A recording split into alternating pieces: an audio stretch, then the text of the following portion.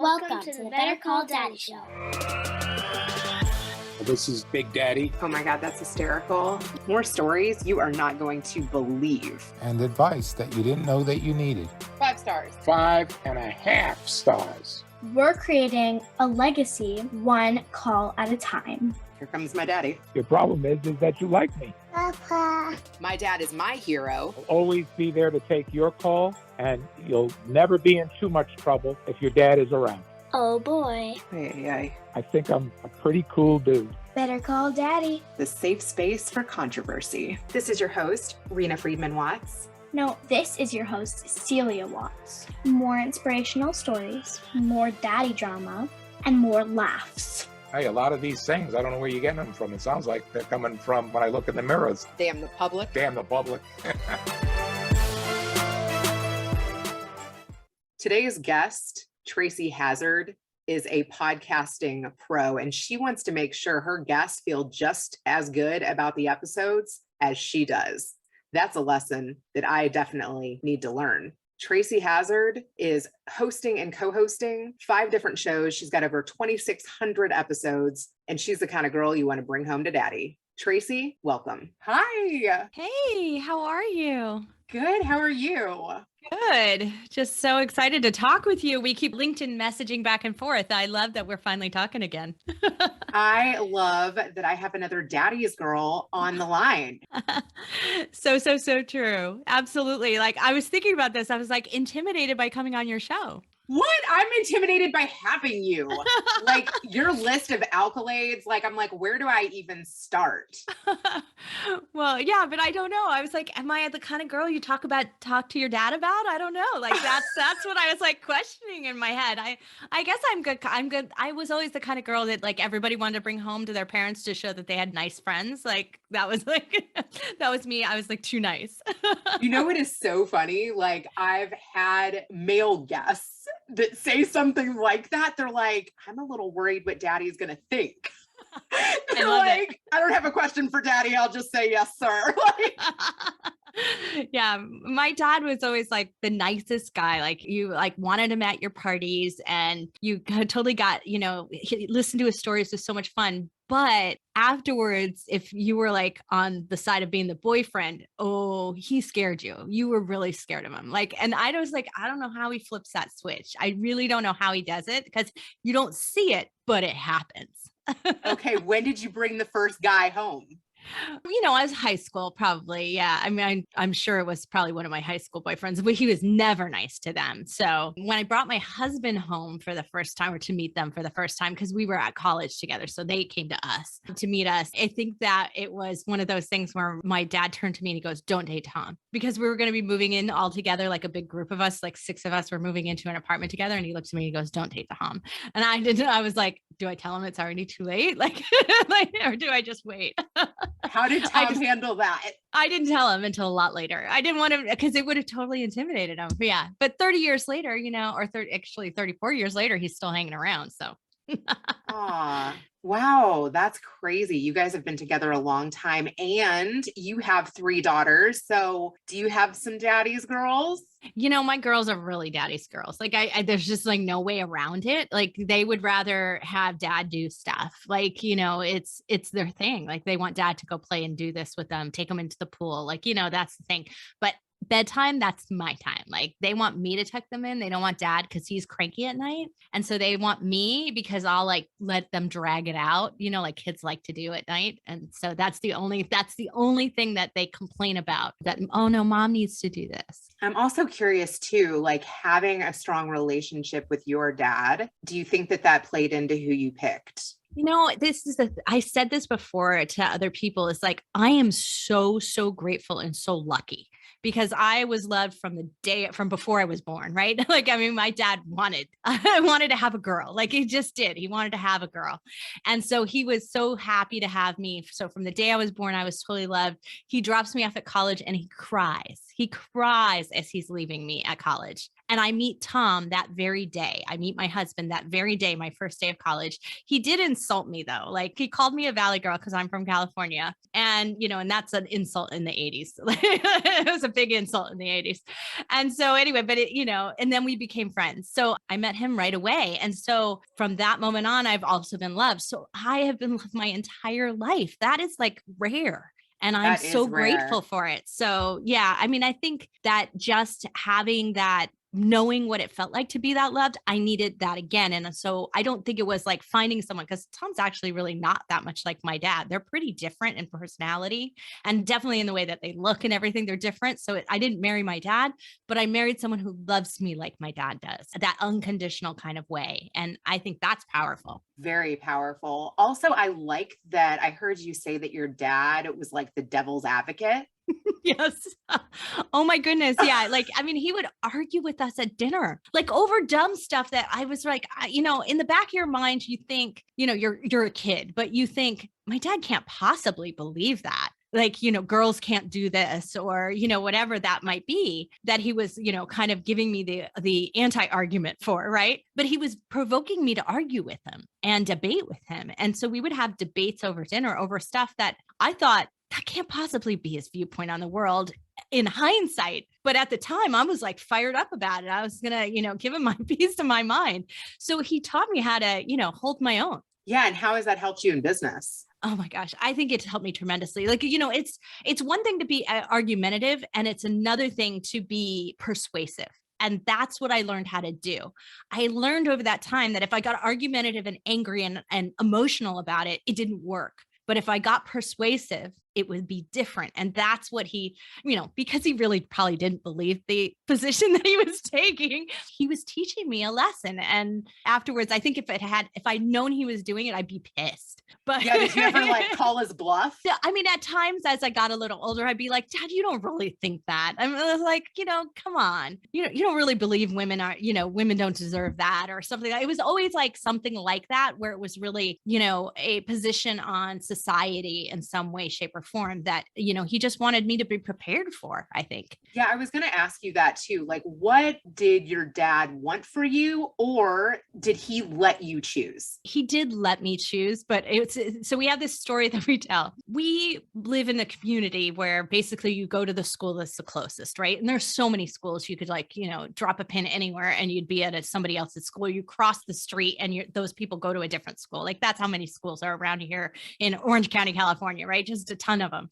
And so they had built this new middle school. And because the new communities that were coming over there, it wasn't overpopulated yet. So they gave us actually this choice that we could go to this new middle school that was being built. And so we got to go visit it, take a look at it, see what we thought of it, and then came back and we got to make a choice. Do we go to the one that everybody else who was in sixth grade was going to go to, or do we head off to seventh grade and go distance? And there was about 5 of us that ended up choosing, in sort of our little community area, that ended up choosing the new school. And when I came to my dad and I said, okay, hey, I'd really like to go to this new middle school. I've made my decision. And my dad says, that's great. Okay, we're going to go. And it's all set. And I thought they might have a hard time with because you had to drive there, where I could walk to the other school. And so I thought they might complain a little. We only had one car, so it was an inconvenience. And so when he didn't argue with me, I said, Dad, if I had chosen to go to the other school, were you going to let me? And he said, no, you were going to the new school, but I wanted you to feel like you had a choice. And so I think that that's probably how most of my life went, was that he did let me have a choice, but if I had chosen wrong, he would have let me know. I love that. So it was a little bit of a manipulation. Yeah, it was. But I did feel like I had choices. So I guess that was good in the end. Oh my God. And mothers have to figure that out too. I have a really big move coming up. Like my husband just got a new job this week. Yes, we've been in the same house for almost a decade. And that's a lot to move. A lot to move. Have you ever designed for something like that? So I am the queen of moving, but that is because we've moved frequently enough, right? But we moved to this place that we're in the middle of the pandemic. So we moved in September 2020. So we moved in September 2020 to this place because we needed extra room for the girls to be in school. And then they ended up only in school one more month virtually, and they went live to school after that. So then we had to cart them and drive them to the school because the other school that they were going to was now like 2 miles away. I mean, it wasn't far or anything, but we now had to figure out logistics of driving, which we thought we wouldn't. But we needed extra space because we couldn't be on Zoom all the time and then have the kids on Zoom too in the same open space that we had. So we had to figure this out. So we got a new place that had like more segregated rooms that we could have home office and the kids could have a classroom. But we did that and we moved in 5 days. And I had us unpacked in 7. We've done a lot of those where we moved a lot over time. And so I kind of have a system for it. All right, and girl, give me some tips. Yeah. All I can say is that the system is to purge on the other side. So this is the problem that we get into, is that we really don't know what's going to fit where or where it's going to go in the new place. So people think, oh, I should clean house so that I move less stuff. And there is a school of thought, if you're going to like decrease by a whole room of stuff, then you save money in packing and moving and all of that. But you're not going to save money in movers cleaning out some kitchen drawers. You know, it's just not going to happen. You're not going to do enough in your closet and enough in your drawers to like decrease the cost of moving. Instead, just pack everything. And then as you're putting it away, toss, recycle, do it on that side, you're going to save yourself a lot of time and energy because you also just don't know where it's going to go. So you're going to find stuff and go, well, that doesn't fit. So I guess I don't need it as bad as I thought. Yeah, I could definitely do that in my closet. Yeah. And then the second thing that I do is I always do the kitchen first. Like it's the first thing that I do because it makes you feel more settled in. You can have meals. You don't feel like you're living out of a box. And I let the girls do their own rooms. So like, that's also something like I let them do the first part of their own rooms and then I'll come in and finish up like the closet and stuff. Kitchen and bathrooms first, then you've got your essentials covered and then you just work on it. My bedroom is usually the last one. Who did all of that? Oh, it was me. I mean, like it was always me. Organize it. Yeah, do it. I mean, Tom takes care of like the logistics, like get the guys there, get the truck moving, like, you know, you deal with that part of it, but I will make sure that they know what they're moving, where they're moving it and how it's going to go. Like the organization of that is just something that I'll take care of. And we've just done it so many times that it does feel like you're capable of it. I think that's a part of it is like, you have this overwhelm that like, can I handle this?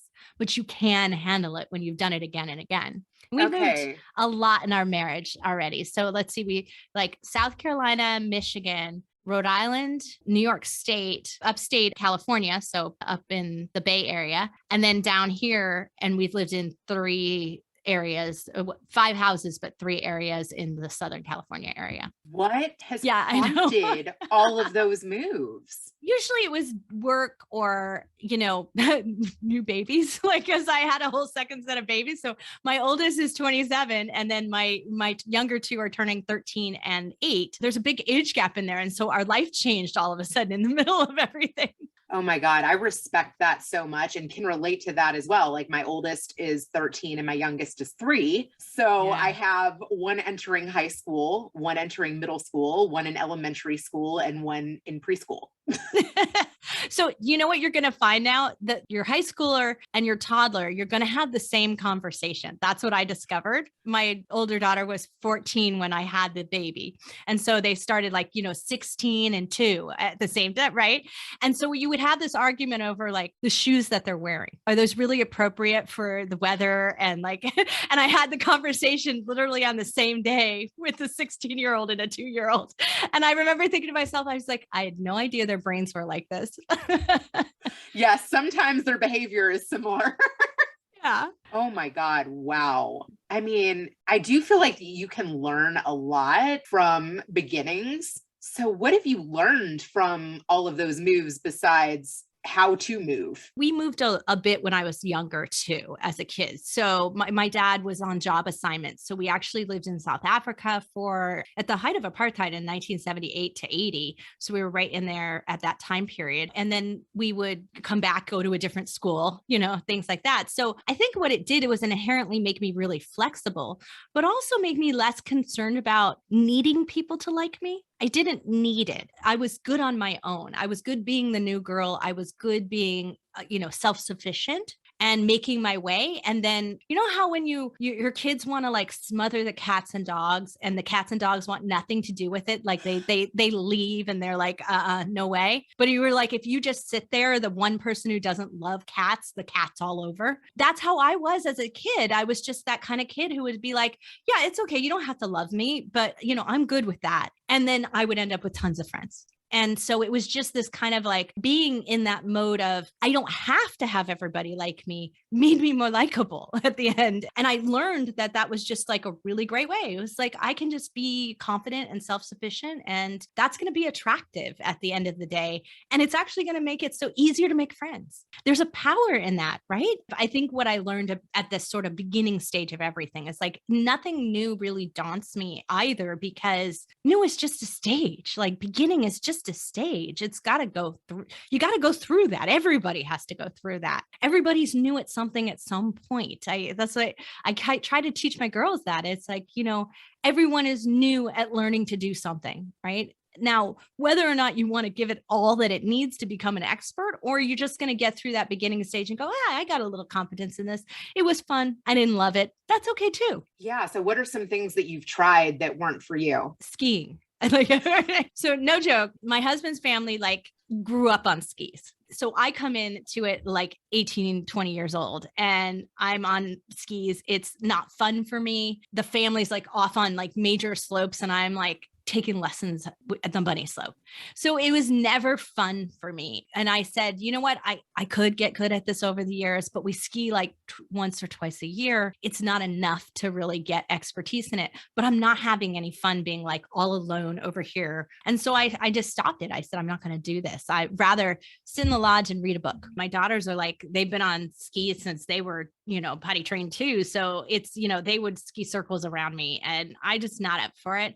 But I have to say that like now that my mother-in-law and some of the people are getting a little bit older, they're slowing down in the skiing. And so I might have caught up and been like fun, but I would have spent like 20 years with no one to ski with. And, that's just, so yeah, that was a perfect example of something I just, is like, you know what? I tried it. It was fun, but it's just really not something I'm ever going to get good enough to enjoy with everybody else. Yeah, that totally makes sense. Okay. So I also am curious, like, how did you meet Tom? So besides him insulting me the first day of school, right? So his roommate, the man who eventually became the best man at our wedding, we're standing next to each other at a concert, like the first week of school. And they were together. So I really met him again in person there. His roommate and Tom and I, we've, all been friends. And there's a group of us that have been friends for 30 years. We just really got hit it off and enjoyed it. But when we started standing next to each other, we started having a conversation. We became friends. I had another boyfriend and he had another girlfriend. He would drive home at 2.5 hours to go home to New York State to meet up with his girlfriend on weekends. It was actually April of our freshman year that I had broken up with my boyfriend. He broke up with his girlfriend and came back to school from spring break. And he said, hey, do you want to go to the RISD farm, which is like, it's not really a farm. It's like more like a grassy area. There is kind of a farmhouse on it, but it's not a farm. And then you're really at the Narragansett Beach in Rhode Island. And so he's like, he took me there and he brought his guitar and he said, I really think we should start seeing each other. And I said, we're friends. And I think would be a really bad idea because then we wouldn't be friends anymore when this ends. And he goes, well, what makes you think it's going to end? And I go, well, what makes you think it's not going to? And he's like, oh, I'm sure. That's how confident he was. Yeah. And so we actually did. We started dating in secret because we didn't want our friends to know, because we thought it would make everybody uncomfortable until we were really sure this thing was going to go. And so finally, by the end of our freshman year, we told everybody. So it was kind of like a workplace relationship. I was like, we probably should tell everybody. Yeah. Yeah. It was like kind of like that because, when you're living in a dorm, like all together, right, it's a big deal. But yeah, we did meet that very first day and he called me a Valley girl and insulted me and, and that kind of thing. Wow. So you guys have like grown up together. Did you study the same things? Because you have so much in common. Like you've designed products together, you've done business together, you now do Podetize together. Yeah. So we didn't actually study the same thing. So I studied textile design and he studied industrial design, which is product and furniture combined together. But textiles and furniture go hand in hand. Like it's just, and colors and materials and finishes go hand in hand with product design. So like we were always working with industrial designers in some capacity. And so it got to the point where I thought I was going to go down this career path. And I did for a while, where I worked for Herman Miller, who invented the Aeron chair and all the cubicles that we know and love in office spaces, right? And worked with them. And it was an amazing company. I worked with Milliken, and they designed probably the most textiles you've ever bought in the world come from there. So I had those great experiences, but we had a chance to do our first business together. I realized that I could do something that I really felt like I could be good at, which was the business side of things. And it was going to give me the opportunity to do that. And Tom was like, I don't want to do the business side. I'd like to be an entrepreneur, and I'd like to have a business and have the autonomy of that for my creative side, but I don't want to run a business. And so it worked out great that in the end, I run the business and handle that vision and finance and all of those pieces of everything that we do. And he really handles the tech and the creative and that side of it. We do the creative and innovation together. Like that's definitely a co-creation standpoint. But when did you realize that you had that ability? I mean, I think I always knew I did.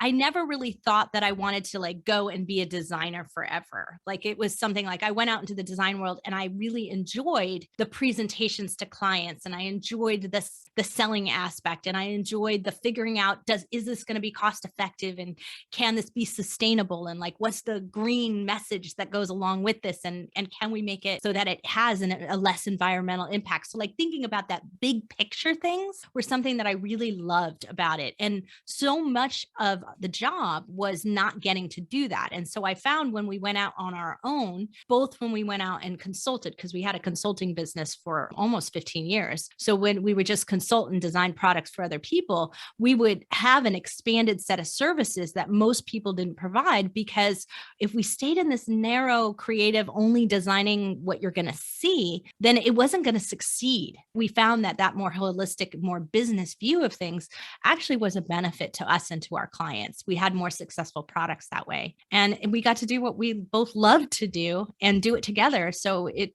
just became this really great vibe together. But also the other thing is you have a great shorthand. So that's what I think, when you really trust someone implicitly and you have a partnership together, you're on the same page with the path in life. It's you're married to your partner, whether you like it or not, right? Your business partner, because your fates are tied together. So when you're actually married and you're on the same path, it's actually better.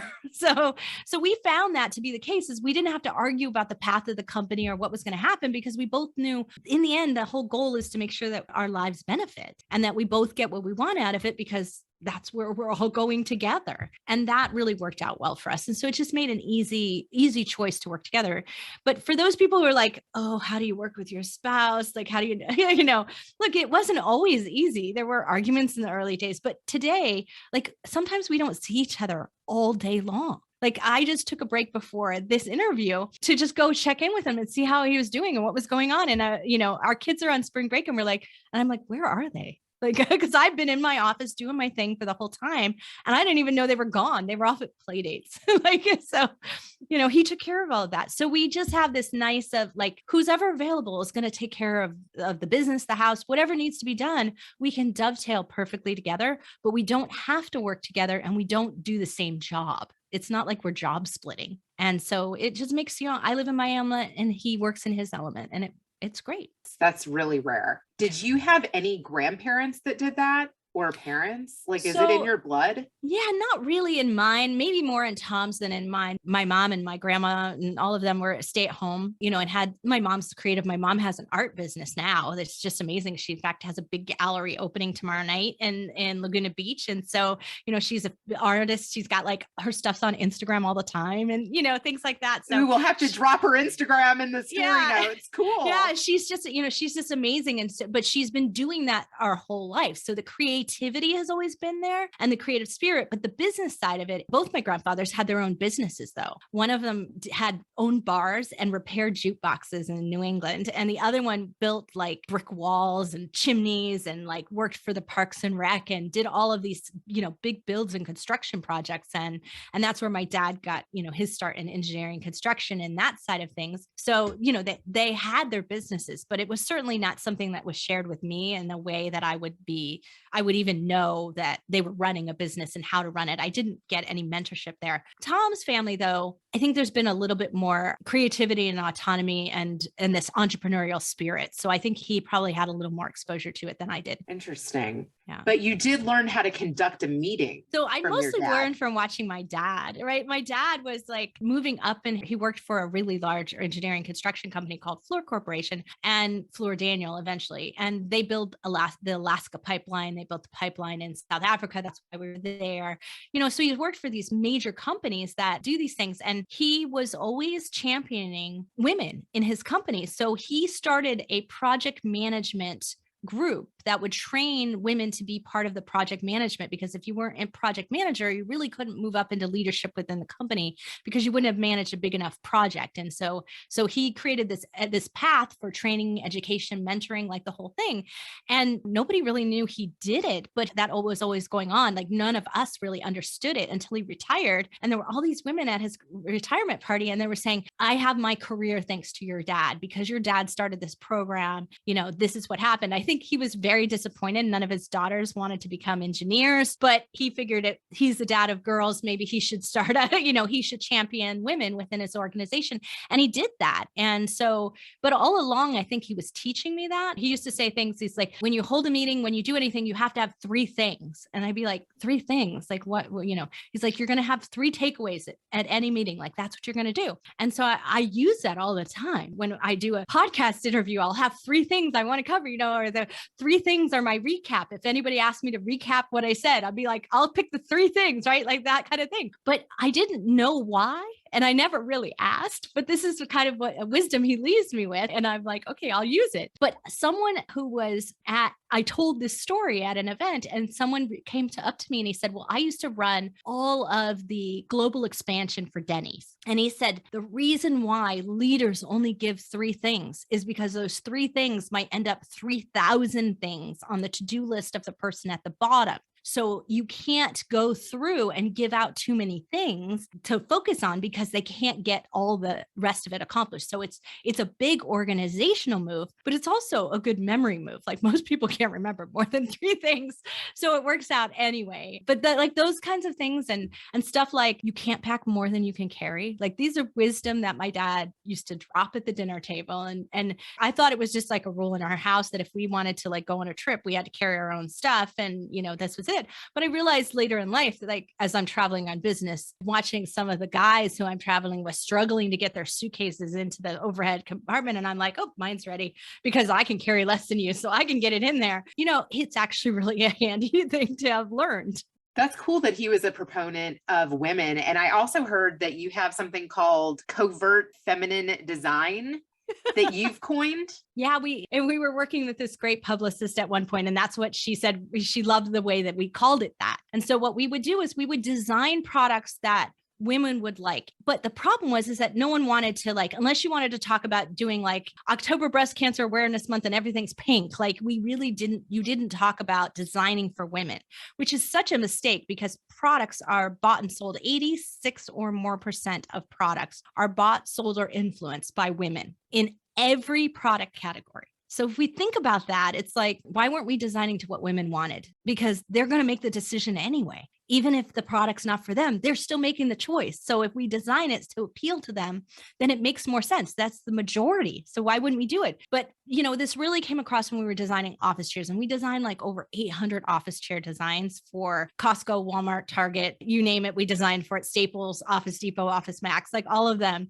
And when we were designing these chairs, the default is 6-foot male. So that's the default ergonomic profile of an office chair. But women buy more office chairs out of Staples or Costco or places like that than men do. So we couldn't tell the buyers over there that, you're wrong. Like it shouldn't be designed like this. So we would design these features and we would say that these are the covertly feminine design in there, meaning that we hid them in, but we put those features in there and we wouldn't talk about them unless somebody asked us specifically about that. But what happened is that when we design something that appeals to women and is that it fits more men, because all of a sudden, not every man is 6 foot. Like, it's just not, it's just not going to work for them. So what we designed was like things like gas lifts that go lower than they would normally go, but that means they also go higher than they normally go. So that meant that they had a broader range and they could fit larger men and smaller women. So like we would just stuff like that, features, little things like that, choices that get made are made usually by the person doing the design work. So when our products are designed over at an Asian factory, that's why they don't fit us in the US. We complain all the time. We're like, the sizing's all off to things. They don't fit us because we are not the profile of the people designing anymore. They're not being designed here in the US. So by taking that back and by also having a woman involved in the process, it allowed us to see things that weren't being seen by others. And in doing so, our chairs sold better, our products sold better because men loved them because they would work for them too in a better way. That is so interesting. I'm also really curious about, do you think that manufacturing is going to come back to America? I actually don't think it's going to come back in the way that in an old school way, right? It just can't. It's just not the way we progress here. But I think there's so much that can. I mean, we started in podcasting on 3D printing because we really believed that that sort of on-demand kind of manufacturing model, that mass customized model, is a great way to go. Right? It's going to be fantastic for the future of manufacturing. So I think that there are places and things that could happen. I would love to see furniture manufacturing come back to the US. We actually have the most trees in various wood types. Now it's a specific wood type, but we have them here. We actually ship them to other countries to make furniture. Why do that? Let's lower our environmental footprint and let's make the products that are smart for the regions. But we do have to really think about this. I mean, like, look at what's going on in Ukraine and other areas. They are rich in nickel. And now we're having all kinds of nickel product problems, right? Nickel as a source. Nickel is in just all kinds of weaponry. And so actually they're having a shortage of weapons in Russia because Ukraine provides the nickel that goes into these things. So we thinking about the way things are sourced and where they go, it has to have a big global outlook to it. And I've always been a proponent of that. Tom and I have worked really a long time in Asia and other manufacturing areas, Canada, Europe, all kinds of places, because there are areas of expertise and materials that belong there. And have you visited abroad? Absolutely. Yeah. When I worked for Herman Miller, we used to travel to all the factories. And then before that, I worked in the automotive industry. And so we would go and visit the automotive manufacturers in Germany and other places like that. And so there's been all kinds of places that I've gotten to go. And then most of the time that I was designing furniture, most of those pieces of furniture were made over in Asia, in various places. They might be in Malaysia, they might be in China, they might be, in Okay, I want to know about that. I really want to know about that. Yeah, you've got to tell me what that was like. It's amazingly enriching to your life to see how they work and to see how these factories run, to see what their drivers are, to let them ask you questions. So I was traveling there at the height of the Obama administration. And so he had just gotten elected, I think, at the time that I was doing most of my travel over there.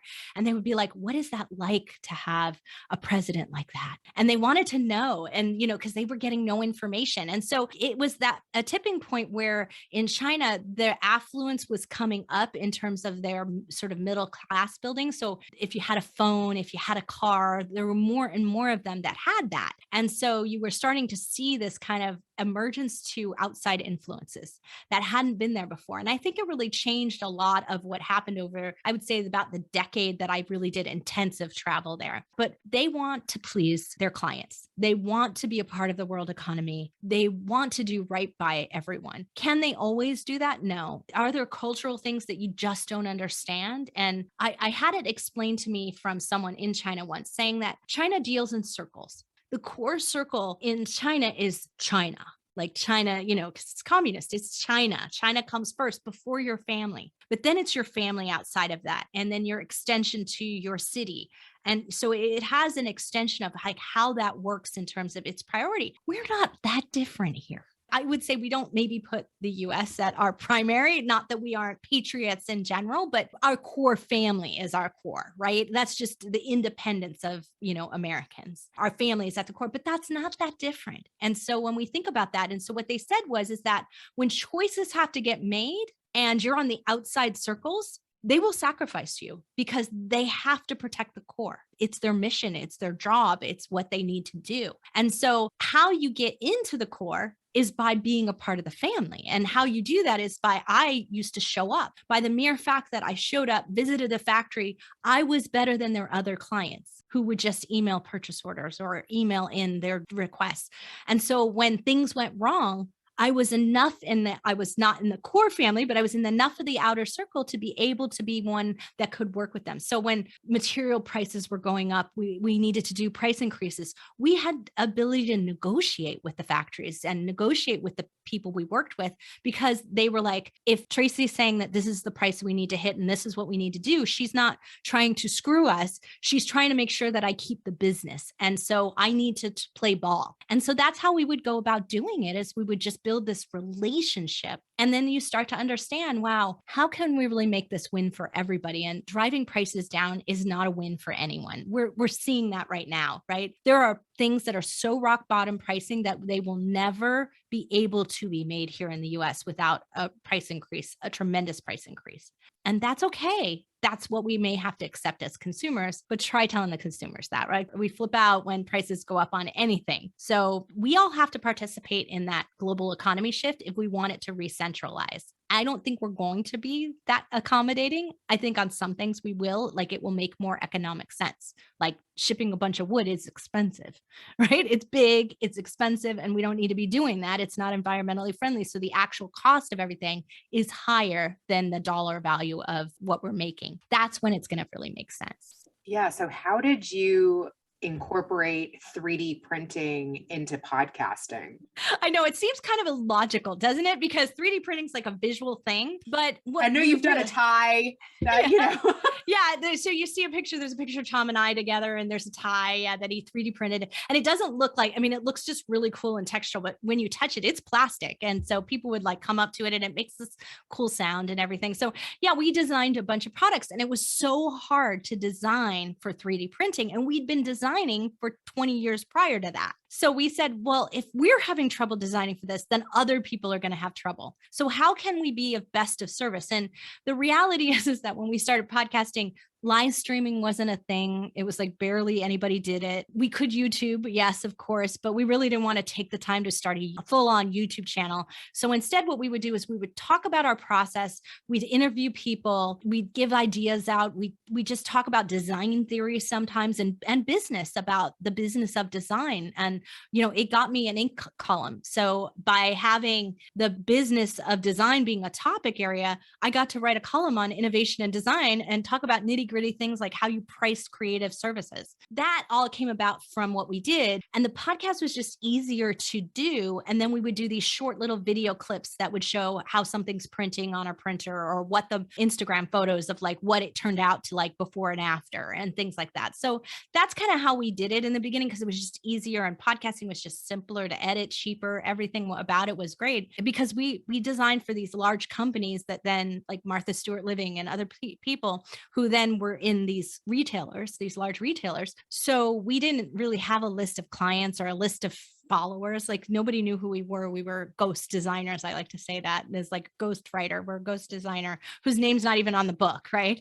And so, that's where we lived and worked, and everyone was hidden from us. And so we said, well, what can we do? Could we build an audience over here? And then maybe with 3D print products, they will come to us for designs in the future. That was like our idea, that maybe we would have a 3D print design business.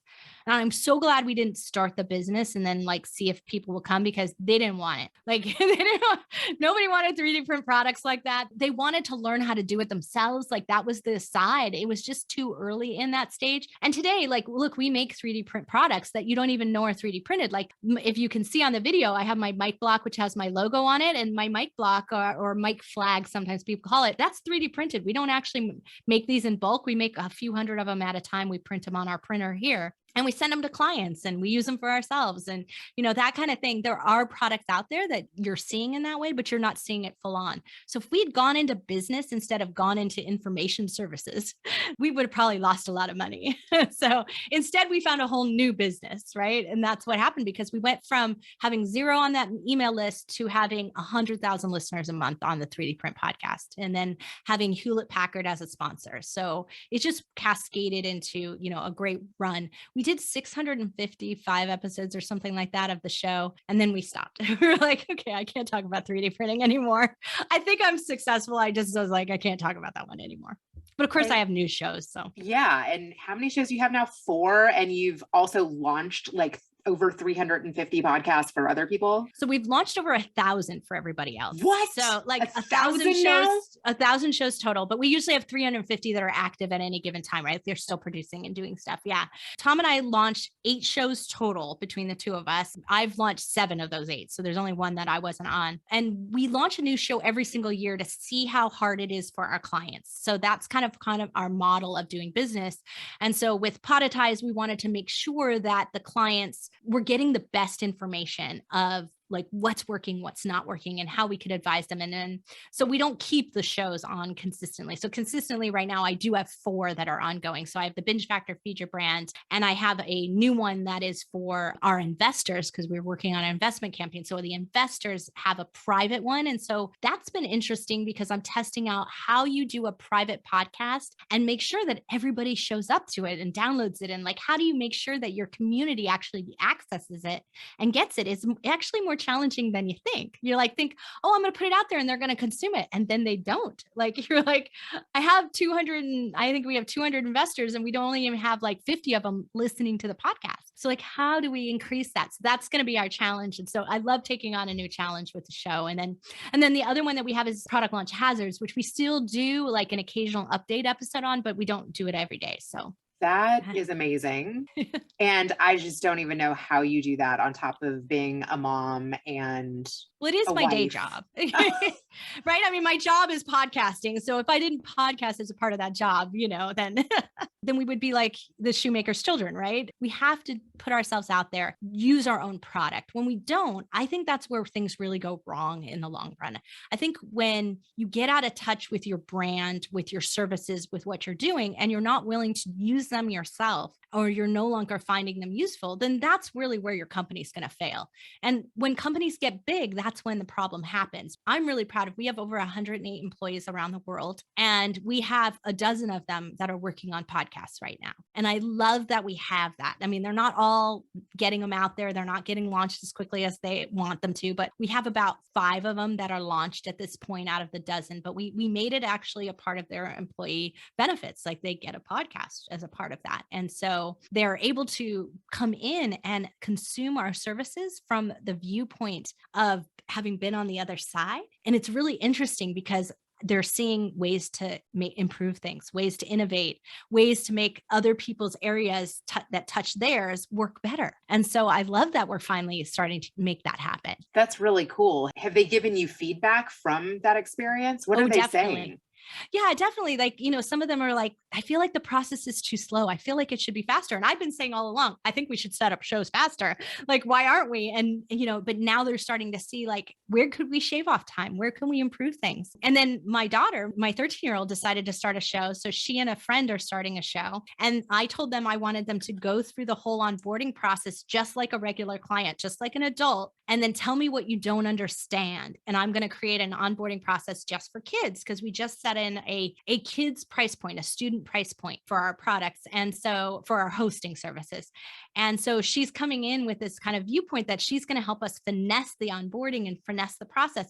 And there were terms like, she was like, what's a URL and why do we need one? And I was like, you're an internet child and you don't know what a URL is? And she was like, well, I know the term, but I don't understand why you're asking me that. And my URL, I don't have a URL. I have an Instagram. I have an Instagram. I don't have a URL.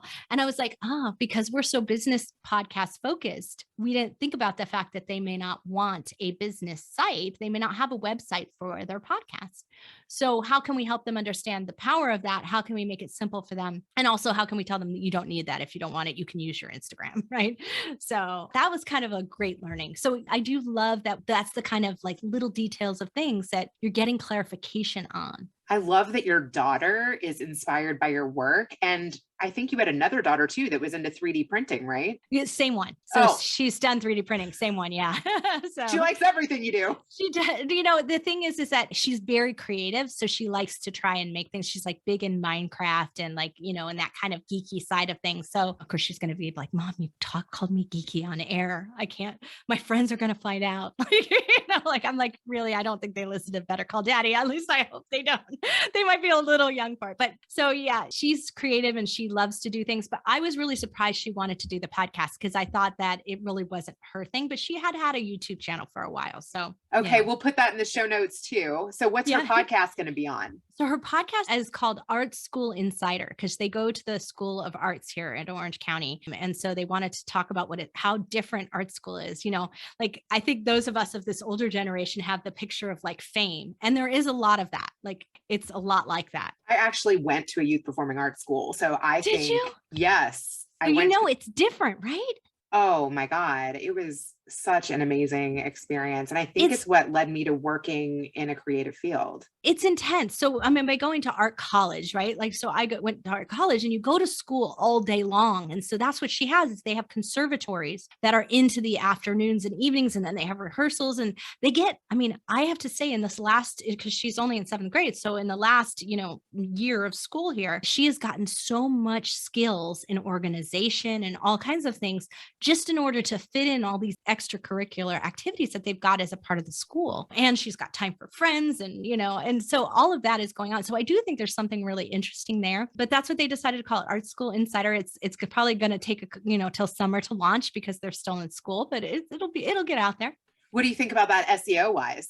I actually really like it. And I think, because it's a localized thing, like she's going to actually, some of those local podcasts do a lot better than you think. And that is because Google really rewards that, if we're saying Orange County, California constantly, it's going to start serving it up to all people who are local to Irvine or Orange County, California. They're going to start serving it up to them. It's just something that's going to regularly happen. I think that's so interesting to watch the models of those podcasts succeed. We have chiropractors who do really well in their region because of that. Interesting. Yeah. Okay. So I'm glad that we kind of transitioned to podcasts because that is your jam. And I have a lot of questions from my audience, which I'm sure you get all the time. And I heard you on Marian Abrams' podcast, kind of asking all of these things. So since you're into the rule of threes, I'll let you pick 3. Okay. As a podcast agency owner and somebody who has launched thousands of podcasts, the questions that, me as a small agency and, I'm always asked are, what's the way to grow and monetize? How do you find quality guests? What's the recording software, right? All of the materials involved, topics for shows. And here's a creative one. I actually like this. If you have a stale podcast, should you go through a rebrand? Ideas around that. I think that might actually be a good one for you. Yeah. So, look, I'm going to give a talk at the Outliers Festival in Austin I'm calling it Moneyball podcasting. Because I really think that that's the way we have to approach podcasting is with this Moneyball mindset and understanding where the real stats and what really matters and the fact that it might be different based on positions. A pitcher has to have a particular statistics area that they watch to see if they're going to be a sustainable, good investment, right? Podcasts are that same way in different niches. They have different areas. They have different things that are going to make them sing. So that's what I really think is like really starting to understand where that is for you makes sense rather than saying globally for everybody. This is where people make money because less than 2% of podcasts make any money on their show from advertisements. Less than 2% of all the 2.5 million shows out there. It's just not going to be where the money is. So let's look at where it can be for you. That's where I like to dial that in. As far as rebranding goes, which I love that topic. I change my show every year. I take a look at it. In fact, I was just talking about this with my clients as we were talking about having a review point for things that you do. I like a 6-month review point. Because if we can review at 6 months, it gives you enough time. You'll be about 25 episodes in if you're doing a weekly show. It gives you enough time to say, hey, what's working, what's not working. But make a little tweak, go another 6 months. Now take a look and say, if the show is not right for me or for the audience that I've drawn in, now it's time for a rebrand. If it's wrong on all fronts. Like, I don't like the audience that I've attracted for some reason. Like, I don't really want to talk to this audience anymore. And I don't love the show, so I don't want to keep doing the show anymore. Then let's start a new show. Like that's the time to like scrap it and start all over again. But if your audience is still something that you want to connect with, that you love, change the show. I change the show for clients. We do it on the fly all the time. Like, they come in and they go, and I'll look at it and I'll be like, you know what? I think you should change your cover art. And they're like, I can do that? Yes, of course you can. Like, that's the great thing about RSS feeds and dynamic podcasting is it's flexible. Go ahead and change it. This is not written in stone. And anyone who thinks that your website is mistaken as well. Your website's dynamic. It'll shift and change over time. And it's going to rank differently today than it will tomorrow if you make changes to it. So you should always be updating it, always changing it. And why should your podcast be any different than all of those things? We desire change nowadays. Like, I mean, people are resistant to change, but we desire newness in our feeds. And a podcast is part of that. So we want newness in our Instagram. We don't want to see the same thing all the time. If we see the same thing, we're like out of there. We've seen it, done it. It's old, right? We want that newness happening. So if you're not fresh anymore and you're not feeling it, your audience isn't either. And you're not being attractive to the new people. And then the other reason is, are you bringing in? Yeah. I want to know what newness you're bringing in then. Yeah. I mean, I always trying to bring new things. So like right now, my hot thing is, and I took a photo of it and I totally show it here, except that this camera that I have only focuses on my eyes. And so if every time I hold an object in there, I haven't figured out how to get it to focus on the object. So I can't hold my phone up here, but I will send Rena this image so that she can do it. I took a picture in the car. Now, if you've noticed lately, if you have Sirius XM or some kind of radio station that shows album covers and other things, they're starting to create really creative art images that are not the original single album cover that what belongs to it. They're creating individual episode ones. We've got episode art. Why not use it? You're allowed to put a different image in for every single episode that you do. We create them for our clients already, and we're not using them. So we decided that we would do that. And what it does is create this dynamic of which episode am I on? If I'm listening to like binge listening to a podcast in the car, and now you've got it, you're like, I'm on the next one because the image is slightly different. And I could see some graphic that is reinforcing the topic. So it's making it more engaging, more exciting, both on social media and when I'm sharing it, but it's also doing it in how it's being played and used as well. And so that's what my next thing is like to start to change our standard operating procedure on everybody's show. But I always start with mine first and like make it work, figure out what's going to go wrong. Is it not going to work this way? And then go from there. But customizing the shows and getting them to that place, there's so much more available than when we started our shows way back when. I'd say if you're getting to that point where your show's stale, there's probably new things you didn't even know could happen. The next thing is also get an audit, get some outside eyes and ears on your show. That's, Rena, you've been doing this a long time. You have some expertise in this area, right? When you listen to a show and you check someone out, you look at that and you go, wow, they could be doing this better. They could be doing this differently. But there are also tech things that we do all the time when we do audits of shows, and we do a lot. We do probably like 10, 12 audits a week easily for people. And so we'll just audit a show and tell them, hey, you have 4,000 characters you could be using for a description. You're keeping more people from finding you because you're not using enough keywords. They're like, oh, I got to write 4,000 characters. Like, that's not easy, but I can make that easy for you. But just using that, it's going to change overnight how much you get served up. And so technical things like that, when we first started, it was 400 characters. Like, it wasn't 4,000. So when we start our show, to know the right keywords, I know there are different sites that you can go to see which words rank higher. Do you have any recommendations there or not really? So I don't like to use them for podcasting. Mm-hmm. I mean, we use them for episodes and topic planning. So like that's different for the topic planning side, but for a podcast show itself, it needs to be really authentic to you and to how you're doing it. What we have our clients do is record it. If you're recording it, you're more likely to use words that are mainstream. You're less likely to use too much lingo that's your own lingo, unless that's what you're going for, right? I mean, when we used FFF, we called our 3D print podcast WTFFF. And the FFF stood for fused filament fabrication. Well, of course, we spelled that out in our description and we called it 3D printing in our description and we did stuff like that.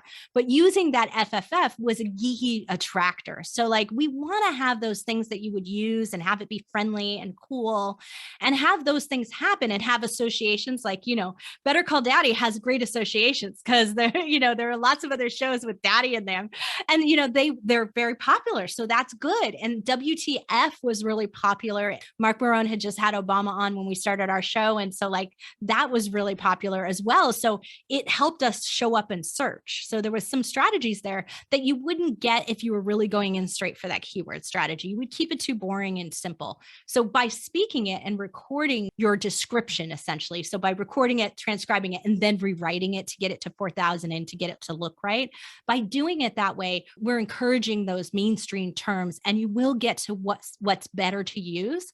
And what we don't want to do is also keyword cram, but we do want to mix things up. So if I said 3D printing again and again and again throughout the thing, it would really be too much. I only really need it once in that description. So if I use 3D printing, use it with a 3, do different things like that, then I'm helping to accommodate the way that it might happen. And sometimes on occasion we use misspelling. Like every so often, Tom and I will misspell our own last name in the description. It's very rare that someone will find it. And if they find it, when I tell them why we did it, then they'll be like, oh, that's really cool. But Hazard with 2 Z's is like people spell it with 1 all the time. And, so we want them to find us, even though that's the case. That's such a good trick. And actually with hashtags on Instagram, I do daddy's girl, GURL, and father, daughter, dance, daddy, daughter, dance. Yeah.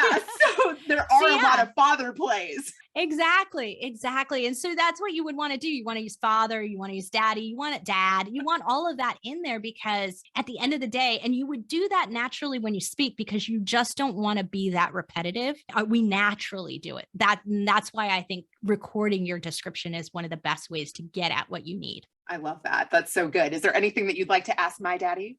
I'm so glad you said that. This is the thing. It's like, I really want to know what your dad thinks of the podcasting, community as a whole, because now he's been doing this a while and he probably didn't really, I think early on, if I remember right from some of your early episodes, he wasn't really so sure about this podcasting thing, but I want to know what he thinks about the podcasting in general. Has he decided to listen to other shows?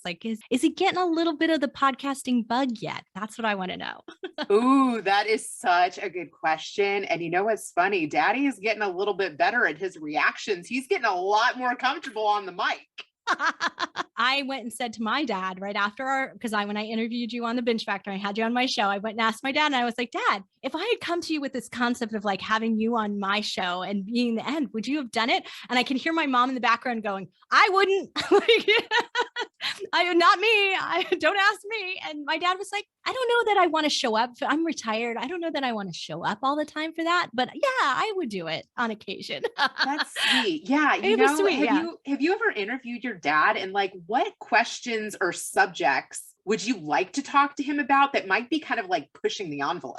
Yeah, I haven't interviewed my dad like that, but I did do it with my youngest daughter. She did one of those reports where you had to interview someone from a different generation. And, and then, I remember thinking this report, it was so funny. I was like, he would talk about the fact that how they would have dinners as a family when they were young and how my great grandmother, but his grandmother wasn't able to sit down at the table because they were always fetching things and everything. And so it's she practically ate standing up and that kind of thing. It was just so old Italian.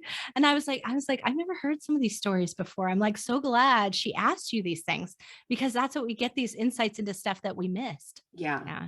I will say too, I feel the biggest benefit from doing this that I never would have expected is capturing my dad's thoughts on all of these stories that I've now come into, because even though my kids can't totally appreciate that now, it's a time capsule for questions they may have that he won't be able to answer down the road. I know.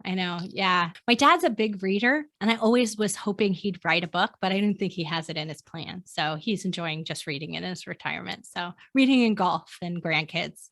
Well, kind of like your description thing, maybe he could just talk into the phone. Truthfully, I interviewed my dad's mother a year into doing the podcast, and now she can't even tell the same stories. And I literally just put these little headphones on her and recorded her on my phone and got her to tell me the stories that I've heard 100 times. And it is so special that I captured that. I mean, that is what is amazing about podcasting and amazing about technology. I mean, really, people shouldn't be held back by the technology piece. They should just do what they're inspired to do. Yeah, that's right on your list. I would never have picked the one about like recording equipment. That's Marion and I both agree on this one. Is like, that's the last thing people should be asking about, but it is like, I get it at every event. Someone will always ask me, what recording equipment? They're like, seriously, you could use your phone. You really could. And it would still be okay. I don't recommend that, but you could. I don't want it to be difficult. This is the part that should be so easy. So I actually been teaching a class to people who are starting or have their own agency for podcast coaching and other things like that. And in doing it, one of the things that I said was, I was like, look, I'm going to do this module for you and you're going to say you don't need it, but I'm going to tell you that you will realize that you do. And that is, I'm going to teach you how to teach your clients the like low budget, simplest way to record. And I'm going to give you the whole tutorial on the equipment and what to do and how to use this and how to make this like plug and play. And I was like, you may have a whole model, but this is the one that's going to work. This has been something that I never would have expected in podcasting. And I know this is part of your expertise as well, is that you're, into having contracts in place and making sure legally you're covered and all of those things. I'm not so great at that. And I think probably a lot of podcasters aren't. I've had probably 5 or 6 out of about 215 interviews or so feel like they overshared or wanted me to make certain edits after. And if it's one sentence, okay, right? Like, I'm not looking to ruin people's lives, but if it's chunks of the interview, I've chosen not to air a couple of them because of that. How do you feel about that? I mean, I try to be really clear with people about how it works, right? And I'm not there to do a gotcha. Right? Like, that's not the point of the way that I podcast and the way most of the people that I've advised podcast. But we did have one where like a client, their ex-wife was kind of casually mentioned, but not by name or anything in it because they were in a business together. So like, and they were still in that business together. So, he mentioned my ex-wife and I own this business, and like, she didn't want any association with them. And she flipped out about it, and he called in a panic. And I said, well, of course we're going to remove that for you, because, you want to remove something like that was just making people's lives more difficult. And so, they don't need the hassle of all of that because they misspoke or said something like that.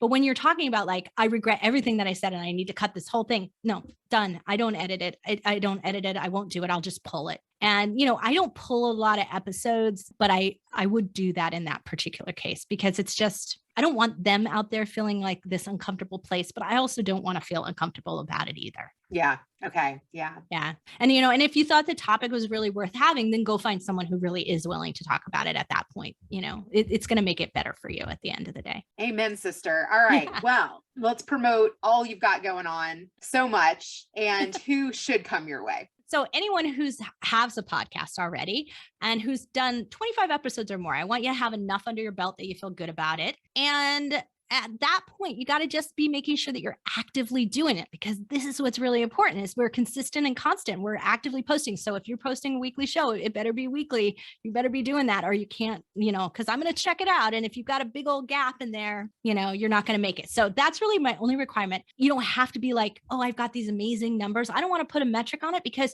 you might have 100 listeners a month, but be making $10,000 off of that. I want you to have that you feel that something's successful about your show that you can talk about, then you're welcome on mine. I love that. Tracy, this has been an absolute honor, and I cannot wait to hear what my dad has to say. He's going to love this episode. Now, let's switch it over to Grandpa. I thought it was really funny that Tracy said, am I the kind of girl you bring home to daddy? That was cute. She definitely was encouraged and inspired the men in her family, especially her father. She had grandfathers and uncles that were all entrepreneurs and hands-on business people. The irony is that she was encouraged to make choices. Of course, her father streamlined it a little bit, where if she would choose wrong, I guess he would put his foot down and certainly protect her and make sure that she was doing the right things. But the fact is that she was involved in what she wanted out of life and decisions of her life, and where she had the encouragement and the backing of her father and her parents and her mother. And the key element in here is that they encouraged her to be creative. Isn't that what she's doing now? Is that she thinks outside the box, and she's done it for herself and for her own business with her husband. And she's helping other people think outside the box and to continually adapt to change and to stir things up and continue to put spice in your life. That is also the secret of success of life, is to be able to spice it up and to be able to try new things, but yet at the same time, she's conservative, knows what business highs and lows can be. And she made a very important thing about the podcasting business, is that here we keep talking about advertising, and yet only about 2% of all the podcasts are able to survive efficiently or cash positive advertising. That most podcasts are not used for making money. What is a podcast? And she even asked me the question, is what am I getting out of it, and do I value it more? Because I have such a busy schedule, I'm not really listening too many times to other people's podcasts. I have listened to a few, and I have seen some of the clips of some of these things on YouTube. And there's so many sites that are showing podcasts. It's just unbelievable. But she's talking about that there's thousands and thousands of them out there. And it's a way of communicating, and also being able to, as Rena is doing with her show, is that she's able to promote herself. It's a way of advertising yourself. And it also gives you an enormous benefit of self-confidence, of being able to speak out and communicate without being filtered by other people. So it is really, truly a beautiful new way to communicate with people, and not having to be under some type of guideline and rules of other people, which makes it very difficult to have a breakthrough on your ideas. And you're able to be more creative by sharing ideas with so many more people that you're able to get to. It's just an unbelievable street or avenue that just amplifies a way of getting your message out and other people's messages out to people all over the world. Unbelievable kind of breakthrough this communication tool is. I would think that you've learned from many of the guests who have been on our show. I think that you've taken away a lot of messages from them. And I think that everybody needs a podcast, because you can't express how you feel about all of these things in the workplace. No, but you also learn the words of humility. You learn the words of wisdom. You learn the word of kindness, of understanding, of compassion. All these words have a greater effect when you're around interacting with more and more and more people. And this also happened in our own factory, dealing with all kinds of different levels and communications of all different type of professional people and hands-on people. And obviously, the responsibility of running a company and working with workers, it also opens up your mind. And if you listen to other people, you're right. You have an opportunity to learn so much more. So by giving and communicating your ideas and helping other people, your feedback that you get in return is extremely rewarding. It makes you a better person. What do you think about some of the work that she's done in her career? I mean, truly amazing too. She is able to pivot, but by getting involved in podcasting, she's used it as a communication tool of the future, and she gets everyone involved in it. And she's doing hundreds of shows. She's even got her daughter thinking that way and making a show. It was a project for school, but the point is that she's using it, as I stated earlier, it's being used as a communication tool. It's not there to make you money necessarily. Indirectly, as you know, it does, but it's a way to communicate better. It's like taking a course at school where you're learning a subject and being able to express yourself much better. Truly an incredible new tool that everyone should really learn how to do. Thanks for listening to the Better Call Daddy Show. Now you can subscribe on Apple Podcasts, Google Play, Spotify, iHeartRadio, and TuneIn. If you've enjoyed this episode of the Better Call Daddy Show, please feel free to review it At ratethispodcast.com/BetterCallDaddy. Add Better Call Daddy Podcast on IG at Rena Friedman Watts on LinkedIn.com.